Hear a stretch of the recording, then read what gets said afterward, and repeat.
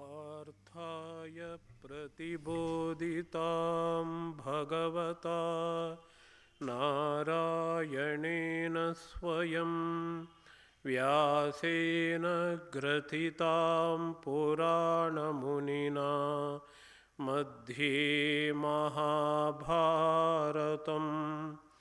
अद्वैतामृतवर्षिणीं भगवतीम् अष्टादशाध्यायिनीम् अम्ब त्वामनुसन्दधामि भगवद्गीते भवद्वेषिणीम् वसुदेवसुतं देवं कंसचाणूरमर्दनं देवकी परमानन्दं कृष्णं वन्दे जगद्गुरुं मूकं करोति वाचालं पङ्गुं लङ्घयते गिरिं यत्कृपातमहं वन्दे परमानन्दमाधवम्. By the infinite grace of Lord Krishna and Bhagavan Sri Ramakrishna, we are studying the Bhagavadgita, and we are in the third chapter, almost at the end of the third chapter. We are studying the 39th shloka. In Sri Bhagavan Uvacha, in the 37th shloka, the Krishna answers to the question of Arjuna by impelling by which factor, due to the force of which factor man commits crime or the man commits sin. Baladiva nayojitaha. So indulge in sin even against his will. That was the question. And Krishna says that impelling force or the instigating force is called kama sometimes, and it is called krodha another time. Kama yesha, krodha yesha. And this is rajoguna samudbhavaha. It is born of the rajoguna. The another explanation is rajoguna give rise to kama. The both explanations are correct according to Shankaracharya. Mahashanaha, insatiable. It is he cannot appease the kama. And also Mahapapma, it is the cause of the great sin. Vidhi yenam iha vairinam. Know this to be the vairi or the enemy of a human being. Next shloka, the 38th shloka, gives three illustrations. Tena idam avrutam. Tena means the lust or the kama. Idam means the jnana. Jnana is covered by the kama. We are not able to discover our real nature as the Atman or the consciousness or the divinity due to the kama. So three examples are given in the shloka number 38. Dhumena avriyate vahnihi. Just like the fire is covered by the smoke. Yatha darshaha malena cha. Just like the dirt covers the adarsha or the mirror, and mirror as if is covered by the dirt. Yatolbena vruto garbhaha. The embryo is covered by a membrane called placenta. Tatha, in the same way, tena idam avrutam. So no mention of knowledge or the less. Tena means by that, idam means this is covered. That's what Krishna says. But we know tena means by kama or the lust. Idam means jnana is covered. So the three examples are given. So now the next shloka says, Avrutam jnanametena jnanino nityavairina kamarupena kaunteya dushpurena analena cha. So, what is that covering? What is that covered? The answers to both these questions are answered in the next shloka, the 39th shloka that we were studying in the last class. Avrutam jnanam, the knowledge is covered. Avrutam jnanam. See, jnana is here not different from the Atman.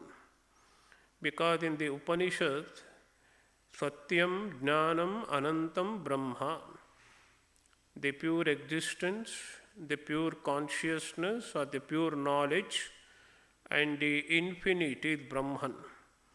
We read it in the Taittiriya Upanishad. So what is pure existence is Brahman, what is pure knowledge is Brahman, what is infinite is Brahman. These are called the Tatastha Lakshana, the inherent characteristics. They are not the qualities of the Atman or the Brahman. They are the inherent characteristic of the Atman. So Vedanta doesn't make any difference between Jnana and the Atma. The pure knowledge is pure consciousness. The pure consciousness is pure existence, and that pure existence is not bound by the limitations of the body and mind, and that is always eternal. This is the teaching we derived from the Taittiriya Upanishad. So, Avrutam Jnanam, Yetena means by this. So in the second line we say Kama Rupena, that is in the form of the Kama, that we will come later. But in the first line, Jnaninaha Nitya Vairinaha. And Shankaracharya beautifully explains what is Nitya Vairi. Always it is an enemy for Jnani. For ordinary people like us, Kama is not the enemy in the beginning. Kama is a friend for us because it gives us excitement, it gives a sense of happiness or the pleasure, it allows us or it impels us to do something, some action. And we do action, we reap the results, sometimes good, sometimes bad. But in the long run, when we suffer, we realize it is action that led to this dukkha or the suffering. And the source of action is always this Kama. So we have the famous praise or the famous sequence of Shankaracharya, avidya, kama and karma. The ignorance of our real nature leads us to do action, and action leads to kama or the desire. So here, for only jnani it is always enemy, not for the common people.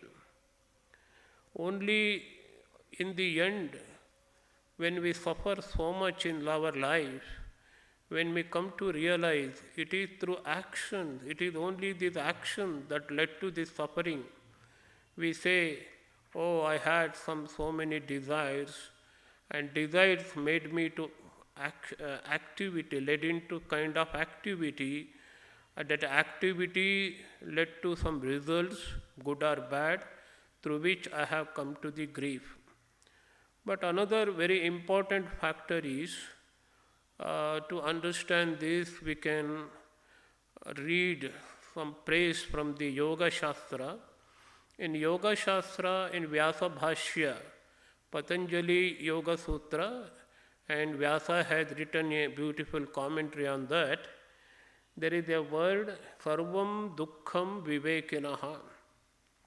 Even the so-called pleasures or the happy moments, the happy experiences we get in this world are nothing but dukkha for one who is a viveki. Viveki means one who can discriminate, one who knows what is real and what is not real. So here the same idea we know, Only for the jnani, the kama is nitya vairi. Always a jnani considers the kama or the lust or the desire to be its enemy. That is the idea. Now Krishna reveals what is that. Tena idam avrutam. Idam has been already revealed. It is jnana that is covered. By what it is covered? By idam it is covered. What is idam? Idam is in the form of kama. Because this idam, this has got two forms. Already we have learnt. One form is kama, another form is the krodha. It is the same. And Krishna says this has got two forms. One is kama rupa, another is krodha rupa. So we have already read it in the shloka number 37. Kama yesha, krodha yesha. So kama rupena kaunteya. This enemy in the form of the kama. The knowledge, that is Atman, the pure consciousness, is covered. And this kama, Krishna gives two qualifications in the end of his sloka. Dushpurena analena cha. Dushpurena. Shankaracharya explains, he said, dukkhena puranam. It is almost impossible for us to satisfy our desire. Our common experience shows that we can satisfy anything in life, but our desires will never be satisfied. One desire leads to another desire, and the next desire leads to further desire. The whole life is hankering after some desire, trying to fulfill some desires. The whole life is spent in vain. We don't achieve anything. We don't achieve fulfillment or the contentment. So in Sanskrit, we call that fulfillment as kruta krutyata. It is a beautiful word. In Gita, we have this word, kruta krutya. Kruta krutya means kruta. I have done everything what I am supposed to do. I have nothing to do further. I am fully satisfied. This kind of feeling, this kind of mindset is called kruta krutyata. The man who has achieved that state is called kruta krutya. But in ordinary life, that state we will never get. Only when we are able to realize God, are able to discover our real nature as Atman, we will be able to achieve that state of kruta krutyata. That is why Krishna says, this kama can never be satiated, can never be satisfied. And another word, anala. Anala is generally used in Sanskrit for fire. Why fire has got the name of the anala? You give something to fire and it will consume that, and it will want more and more to consume. It will never be satisfied. The fire, if you give a fuel to the fire, it will always consume that and want more. There is no time when the fire is said to be satisfied. In the same way, the kama has no satisfaction. The literal meaning of anala is na alam analam. Na analam, nasya alam paryaptihi vidyate. That's what Shankaracharya writes in his commentary. Paryapti, the end, the saturation point, the point of contentment, that is the satisfaction is not at all there. So, the kama is compared to the fire here, and deliberately the word anala, the insatiable nature of the fire, is highlighted in the shloka.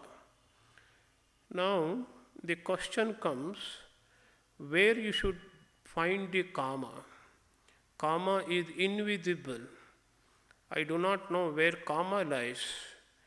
The normal intelligence, when we fight a war, or when we are fighting with someone, or we are trying to defend ourselves from someone, is to find out where our enemy is situated. That is the normal course in the art of war. Where my enemy is situated, where he is, so that we can attack him or we can defend from him. That is the normal course. So if we want to protect ourselves from karma, we should know where the karma is situated, what is the abode of the karma. Karma is not something outside of ourselves, karma is within us, where it is. So if we can have control of the dwelling places or the abodes of the karma, that is tantamount to control of the karma. This is a pure psychological aspect of this mantra that we are going to study.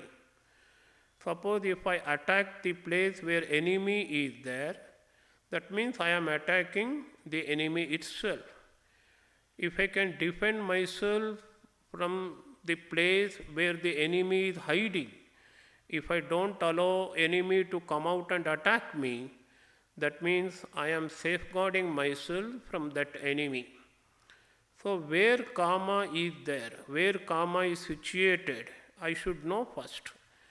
Then if I have a control over those places, they are not different from me, they are within me, they are under my control, they are in my body, in my mind and intellect. So then I can have a control over the karma. So control over the body, mind and intellect is control over the karma. This is the only way I can defend myself from the enemy number one, that is karma. That is what Krishna is going to tell us in the next shloka. Indriyani mano buddhihi asya adhishtana muchyate yetaihi vimohayatyesha yeshaha jnanamavritya dehinam. Indriyani, what are the abodes of this karma? Karma is situated in the indriyas because my eyes want to see something, my ears want to hear something, my tongue wants to taste something. I am always hankering for that. I am desirous of enjoying the world through my indriyas. Therefore, Krishna correctly says the karma has its abode or the residence in indriya. Subtler than indriya is the mind.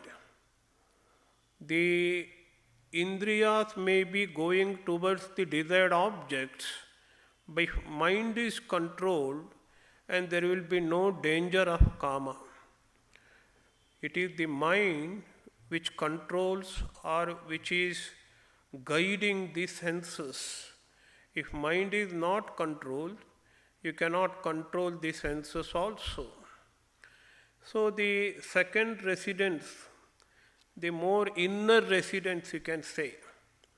The external residence is the indriyas, but the inner residence, more secret residence of the karma is the mind. What is mind? Mind is sankalpa vikalpatmakam manaha. This is the traditional definition of the mind, where we deliberate the pros and cons of a thing is what is called mind. Always we think this is true or this is not true. This is good, this is bad. Sankalpa means having some notion about something and having a different notion or negative notion or a different aspect of that is called vikalpa. So sankalpa, vikalpa is the characteristic of the mind. When we closely analyze the residence of the kama, where the kama is situated, we find indriyas are not at fault, because indriyas always follow the dictum of the mind. So it is the mind that is the residence of the kama. In the grosser sense, it is the senses or the indriyas are the residence of the kama, where kama originates, kama springs, kama expresses itself. But if we analyze deeply, we find out it is mind that is the cause of the kama, that is the origin of the kama. So Krishna refers both of them, indriyani, manaha. If we try to think still deeper, analyze still deeper, what is that which guides the mind? So mind is guided according to traditional psychology of Vedanta. Mind is guided by buddhi. Mind simply deliberates pros and cons. This is that, this is not that, like this. But the determining factor, what should be done, what should not be done, is decided by the mind, intellect. The intellect doesn't take a correct decision, the mind will oscillate. Mind will not be able to think properly. Mind develops unwanted desires. That is what kama is. So ultimately, we have to discover the residence or the source of the kama in the intellect or the buddhi. But all put together, indriyani, manaha, buddhi, these are the places, these are the abodes of the kama, where kama expresses itself in our mind, in our intellect, and also in the indriyas. But it needs very thorough psychological understanding and analysis. And Krishna says, Uchyate, the people says, the wise people, those who know the psychology of a human being, and those who are well versed in that subject, they say, Adhishtanam. Adhisthana means residence. Adhisthana means abode. Adhisthana means substratum. So if you say this book is on the table is the adhisthana of the book. Table which gives space, residence, or the place for the book, that is called adhisthana. Without the cooperation, without the assistance of the indriya, mana, buddhi, kama cannot be there. Kama doesn't have a place of its own unless indriyas, manas and buddhi are in tandem with kama, are in cooperation with kama. So it is a purely psychological knowledge Krishna is giving us. In the second line he says, Yetaihi yeshaha yetaihi vimohayati. Once again, yeshaha means kama, this kama. Yetaihi vimohayati. Yetaihi means by these. What are these? Already we have learnt, it is in bahuvachana, in plural. Yetaihi means through indriyas, manas and the buddhi. So Krishna himself is telling here, kama doesn't act independently, it cannot act, it has no power to act independently always it acts with its abodes or the substratum, that is Indriya, Manas and the Buddhi. With these organs, with the senses, with this mind and with this Buddhi. So the combination of the Indriya, Manas and Buddhi and Kama. Kama is the force, but Kama or the force, any force for that matter, should have a residence or the abode or the substratum. We know even in physics, we know the force cannot act on its own. There should be a substance where force is acting, and force is something produced or expressed in an object. That objects or the abode or crucible is called here Adhisthana. What are the Adhishtanas or the objects in which the Kama is acting means the three objects we have learned just now, Indriya, Mana and the Buddhi. Yeshaha yetaihi vimohayati. And Shankaracharya explains, vimohayati, vividham mohayati. It dilutes a person. Whom he dilutes, Krishna himself says in the end, dehinam vimohayati. It dilutes a person. Mohayati means delusion. Vimohayati. Vimohayati means vividham mohayati. Acharya says, Shankaracharya, in various ways. Our delusion is not of one type, our delusion is multifaceted, multi-sided. We are deluded in hundreds of ways in our normal day-to-day activity.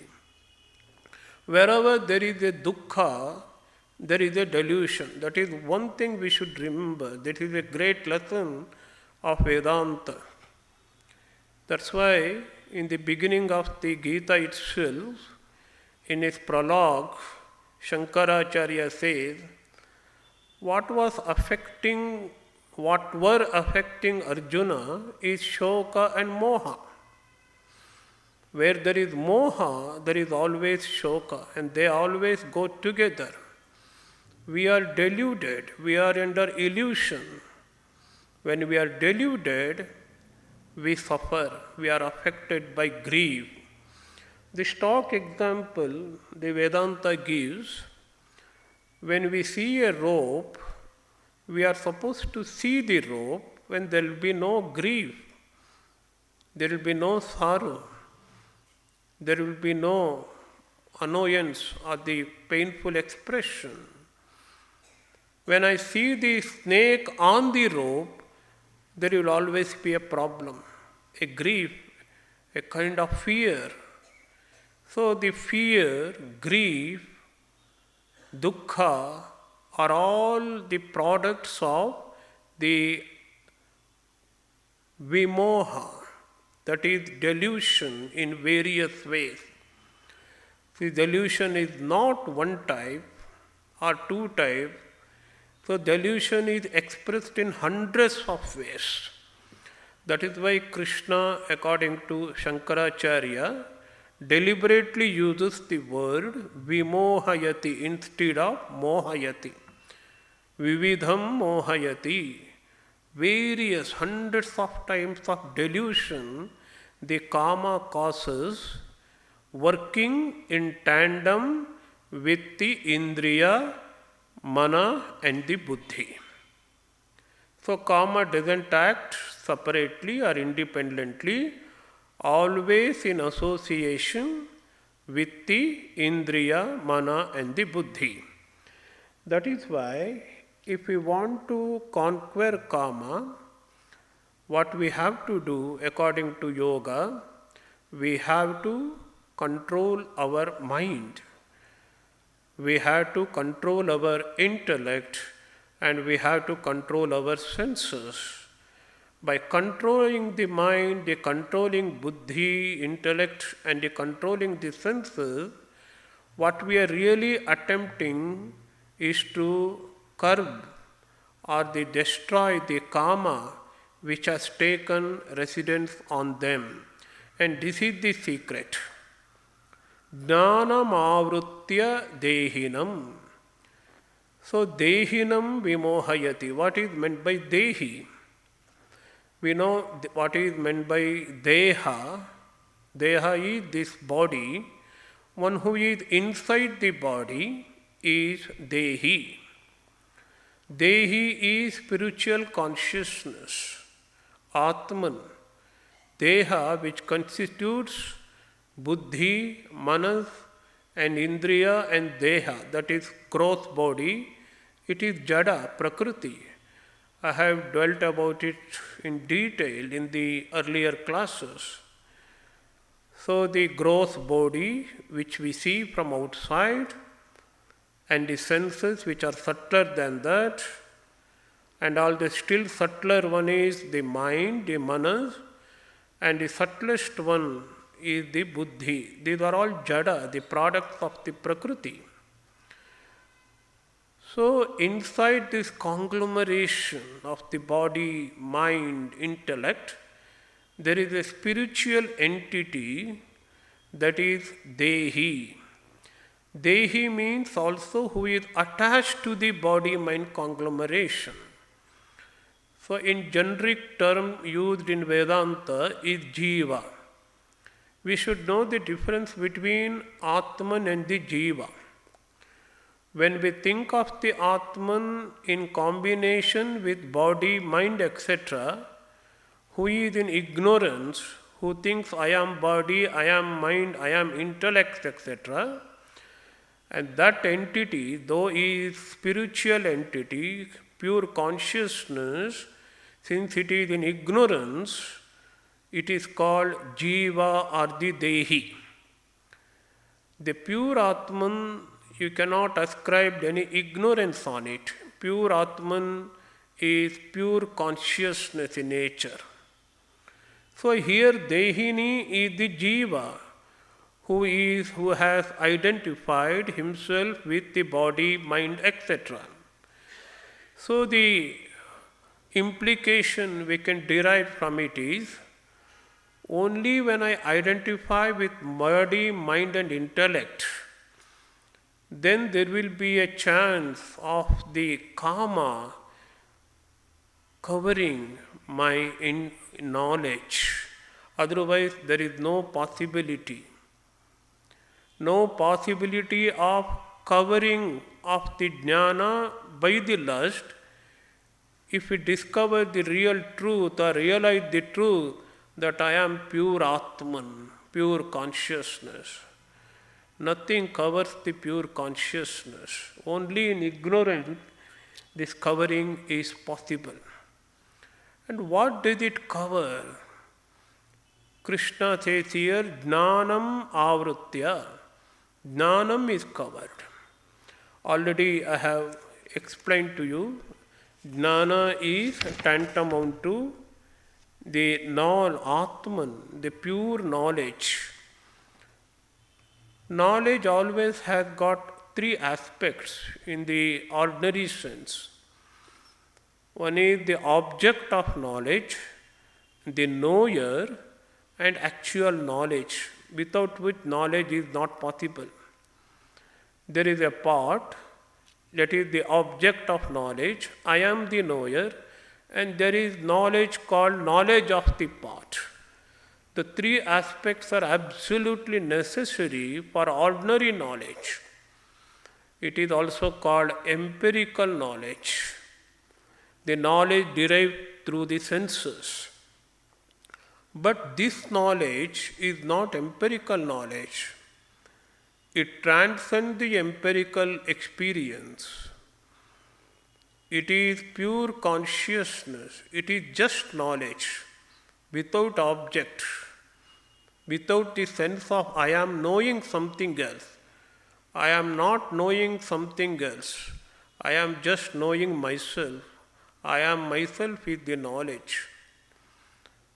So knowledge when you have, myself, because I am the source of knowledge. I am the knowledge. I am the consciousness. So this is called Atma Buddhi. So Shankaracharya in his commentary on Brihadaranyaka Upanishad differentiates this Atma Buddhi with Laukika Buddhi. Laukika Buddhi means I am knowing something, but Atma Buddhi means I am knowing myself. There is no second entity at all. And this is the jnana Krishna speaking of here. As I told you already, jnana is Atman itself, the pure consciousness. But unfortunately, we have a great enemy here, associating with body, mind and intellect. It is covering the knowledge. That knowledge of the knowledge, the realization that I am the Atman has been covered by the lust or the kama. Whom it is covering? Dehinam it is covering. Dehinam. Dehinam means, as I have already explained, embodied spirit, not the real spirit, one who is identified with the body and mind. So when knowledge is covered, it is deluding the Dehi. So there are two aspects here. Vimohayati Dehinam Avratya Jnanam. So we have to differentiate this. Both take place at the same time, but for our convenience, we have to distinguish it. When jnana is covered, the Atmic knowledge is covered, the consciousness that I am Atman, I am Brahman, I am pure consciousness, I am divine is covered, what happens is delusion takes place. Vimohayati Dehinam. And delusion, as I told you, is the cause of all our miseries and afflictions. So there is a lot of psychology involved in interpretation of this sloka. If psychology is there, philosophy is there, of course the whole epistemology of Vedanta is as if hidden in this beautiful sloka. Therefore, what one should do now? Tasmat tvam indriyanyadau niyamya bharatarshaba papmanam prajahihenam jnana vijnana nashanam. Krishna is addressing Arjuna as Bharatarshaba, Rishabha, a bull among the people born in Bharata clan. And you are a great hero of the Bharata clan. You are not an ordinary person. Tasmat, since it is so, I have put already my argument why Kama is so difficult and it's almost impossible to control, but yet we have to control because it is the enemy number one for a human being. It is the greatest enemy we are facing in our life. Tasmat, therefore, since it is so, niyamya, you have to control now. You cannot control the kama directly. That's what Krishna says. It is an invisible enemy we are talking about. Invisible enemy. Enemy is invisible. Enemy is unseen. You are not able to identify where enemy is there. I have shown you where enemy has taken shelter, where enemy has taken support. That is Indriya, Manas and the Buddhi. So what you have to do is to try to control the Indriya, Mana and the Buddhi. Indriyani Adau. Indriyani Adav includes Indriya, Manas and the Buddhi. Why? These are the places where the Kama resides. If you are able to control the Indriyas, you will be able to crush the Kama. If you are able to control your mind, you will be able to destroy Kama. If you are able to control your intellect, you are able to annihilate Kama. Because this is the only way of countering the effect, the evil effect of the Kama. Krishna says, Indriyanyadau niyamya, niyamana. Niyamana means regulating, controlling. This is what yoga is. In the very second sutra of the yoga, sutras of Patanjali, we read Yogaha Chitta Vritti Nirodhaha. We are not controlling just evil thoughts. We are controlling all kinds of thoughts, whether good or bad, evil or righteous, all kinds of thoughts.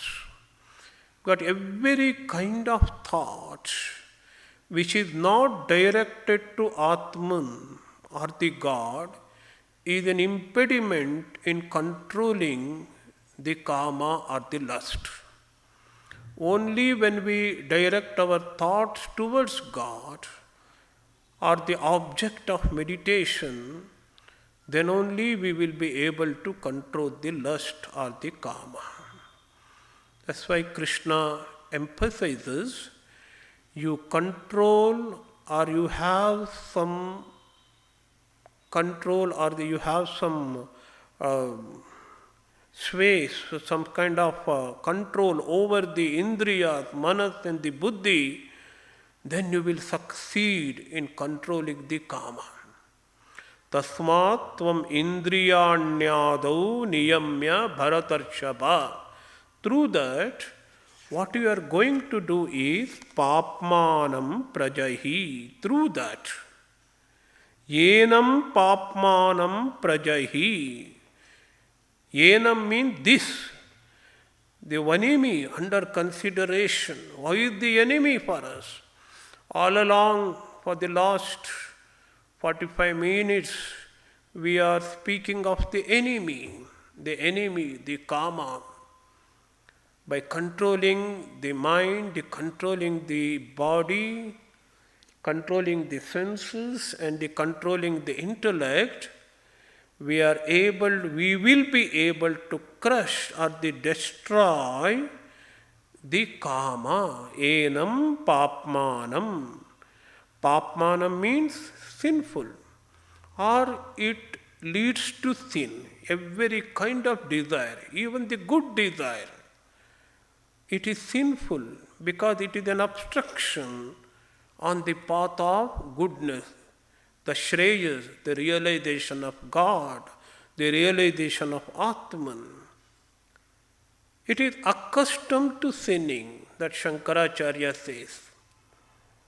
Here sin should be taken in a totally different sense, papa. It is not ordinary papa Krishna is speaking. That which makes deviate from God, that which makes our mind go away from God,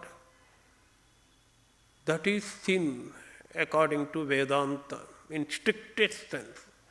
Normal sins, of course, make us deviate from the good things, but even the good things, so-called punya, is also an obstruction in the path of the God for a spiritual aspirant. We can remember what we have studied some time back, some 40 minutes back, Sarvam Dukkham Vivekinaha. All kinds of thoughts, all kinds of action, which are not directed towards God, which are not spiritually conducive, is a sin according to Krishna. And what is that causes this sin? It is desire that causes that sin. Papmanam, the originator of the sin, very sinful itself. Papmanam prajahi, destroy. Yenam papmanam prajahi, destroy that papa, destroy this sinful entity called the desire. And lastly, another danger of the kama, Krishna spells out in clear terms. This kama is also jnana vijnana nashanam. Jnana vijnana nashanam. It is the destroyer of both jnana and vijnana. Then what is jnana? Jnana is the knowledge. In literally speaking, it is knowledge. But the vijnana is something more than that. If you read the scriptures, you acquire the knowledge of Vedanta, acquire the knowledge of spirituality, and you are very eager to follow the path of spirituality, and you do spiritual practice, and you are a jidnasu, eager to know more and more. And that is the state of jnana, academic knowledge. You are a wise man in the worldly sense. People appreciate you. You are well versed in Bhagavadgita. You are good in Upanishads. You can expound the Bhagavadgita very well. And people talk about you. And you are a jnani. But that jnana is of no merit in the ultimate sense. The jnana has to mature itself, transcend itself. It has to transcend to the level of vijnana. Jnana should transcend itself to vijnana. And what is vijnana? It can be translated as the wisdom. Just knowledge is not enough. What is needed is wisdom. What is wisdom? Shankaracharya says, Vishesha Jnanam, the special knowledge. What is special knowledge? Experience. Experience. It is something to speak about God. It is entirely different when you are able to experience God. One need not talk at all. When you experience God, people would know you are a realized person. So Dakshinamurti, we have a great example. Dakshinamurti did not speak, doesn't speak at all. Till the disciples sitting around him would derive knowledge from him because of the very ambience, very presence of the realized soul like Dakshinamurti. Maunastu Vyakhyanam is this. Shishyaha Chinna Samshayaha. Dakshinamurti, the teacher of teachers, maintains absolute silence, but the disciples are completely have gotten rid of their all doubts. They are full of knowledge. The knowledge or the wisdom is conveyed silently, without any words. And that state is called vijnana. And this kama destroys both jnanam as well as the vijnanam. So, if you want to have an academic knowledge, the lust or the kama is a great obstruction. And if you want to climb the higher climb to higher pedestal of the experience of God. Of course, the kama is a great obstruction, the great enemy. Therefore, O Arjuna, Bharatarshava, first thing you have to do is to have complete control over Indriya, Manas and the Buddhi. That is what Krishna says. But if you want to dissociate your mind from one object, you have to direct your mind towards another object. Mind should have a support. Mind cannot be without objects. Suppose you want to withdraw your mind from outside objects, there should be an object where mind, you have to direct the mind. That is what the technique of meditation is. You are withdrawing the mind from the outside objects and you are giving another alambana or the support to the mind. Kathopanishad says, Omkara is the greatest alambana, greatest support for the mind, for the time of meditation. Etad alambanam shreshtam, etad alambanam param, etc. Mind cannot be there without that alambana or the support. Support means the object which we are thinking. Mind wants to think something, some object, without which there will be no mind at all. Mind is there, thoughts are there. So there should be an object. We are trying to withdraw the mind from outside objects, and what is the alambana for the mind? What is the support for the mind? What we should think of it? Where we should direct our mind, concentrate our mind. Krishna teaches that also. Indriyani paranyahuhu. Indriyebhyaha parammanaha. Manasastu parabuddhihi. Buddhehe paratastu saha. Already we have heard enough in detail about Indriya. Those Indriyas are greater than the body. Body is the gross. Indriyas are subtle.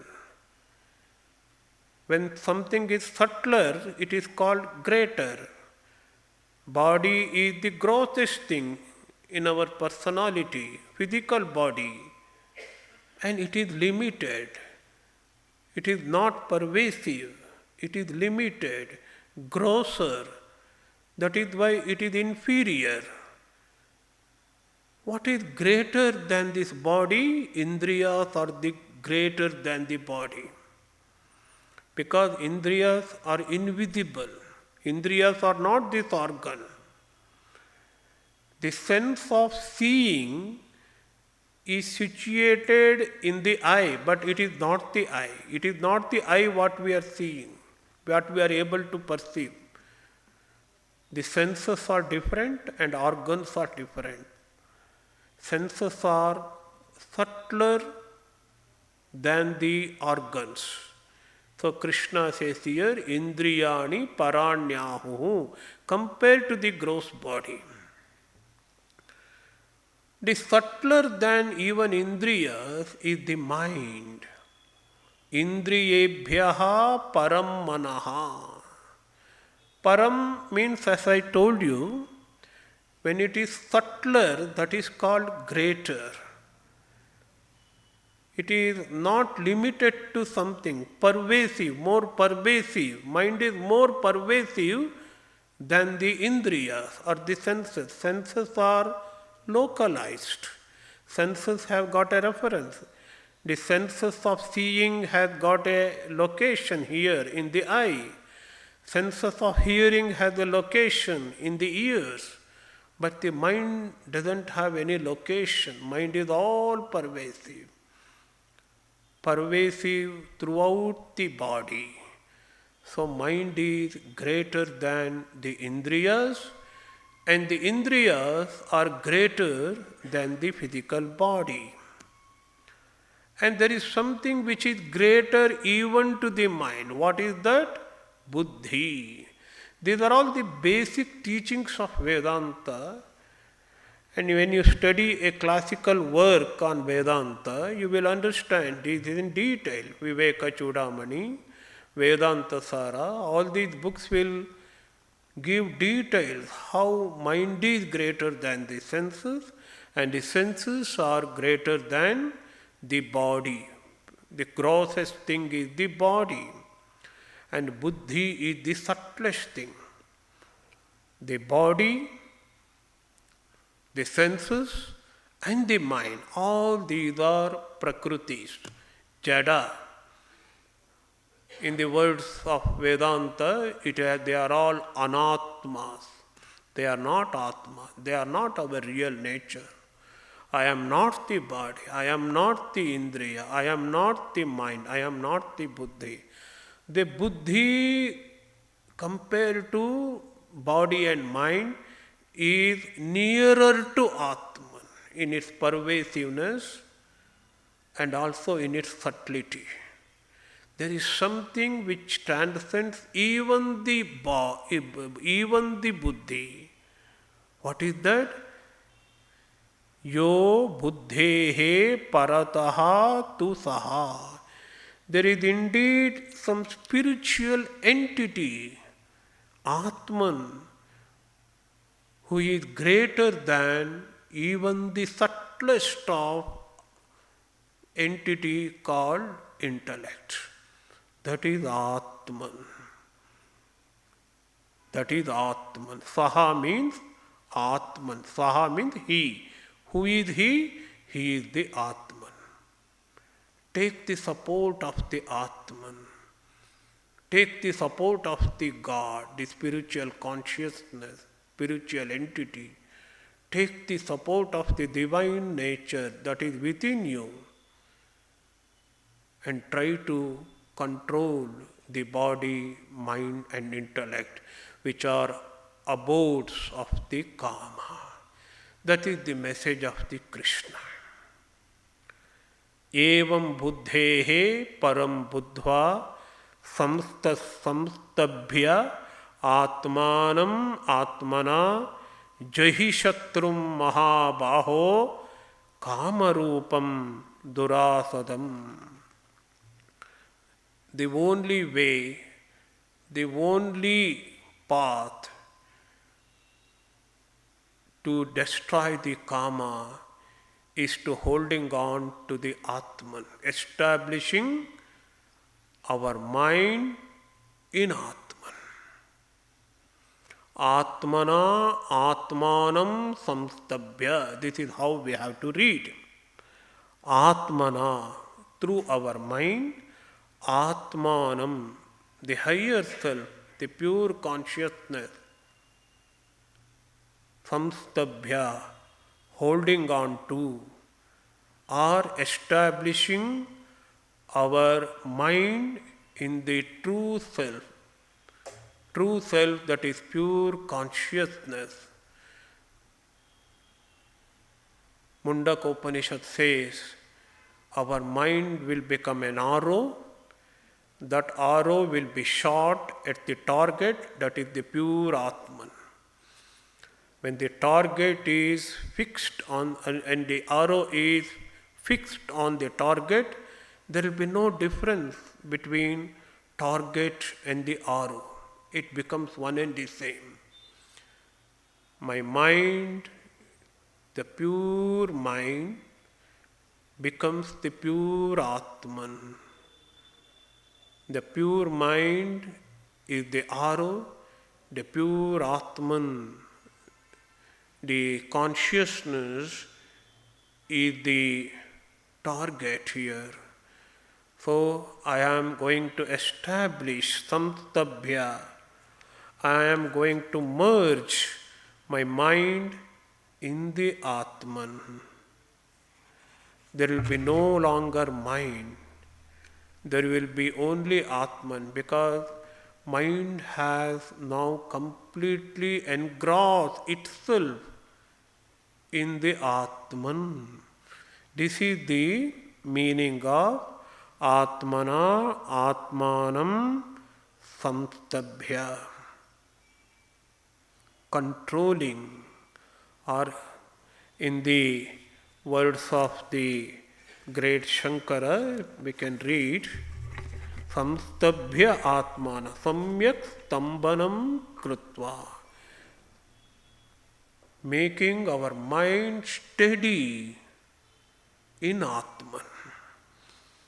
Our mind, there will be lower self, we can call it as lower self. The spiritual consciousness is the higher self. The lower self, making the lower self, the mind, completely steady in the higher self. How? Through purified mind. Shankaracharya. Without that purified mind, without the controlled mind, without the mind that has gone through years of sadhana, one cannot dwell in the Atman. Samskrutena manasa samyak samadhi, completely engrossing our mind in Atman, concentrating our mind, purified mind, in the Atman. This is the only way. Jahi Shatrum Mahabaho, O mighty armed Arjuna, kill the enemy, destroy the enemy. Durasadam, very difficult to conquer. This lust or the kama is very difficult to control. Only way is to completely get engrossed in God or Atman. Concentrate on Atman. Jahi Shatrum Mahabaho Kamarupam. Your great enemy. Destroy the great enemy, which is very difficult to conquer, and its form, its nature is kama, kamarupam durasadam, your enemy in the form of the kama. This is the end of the beautiful chapter called Karma Yoga. Om Tatsvaditi Srimad Bhagavadgita Su Upanishatsu Brahma Vidyayam Yoga Shastre Shri Krishnarjuna Samvade Karma Yogo Nama Trutiyo Dhyayaha. It all started with the action, the selfless action, but culminated in the complete destruction, cessation of the lust and the establishing oneself in our real nature, finding out our real nature, realization of our real nature, that is Atman. Om Shanti Shanti Shanti Harihi Om Tat Sat Shri Rama Krishnarpanamastu.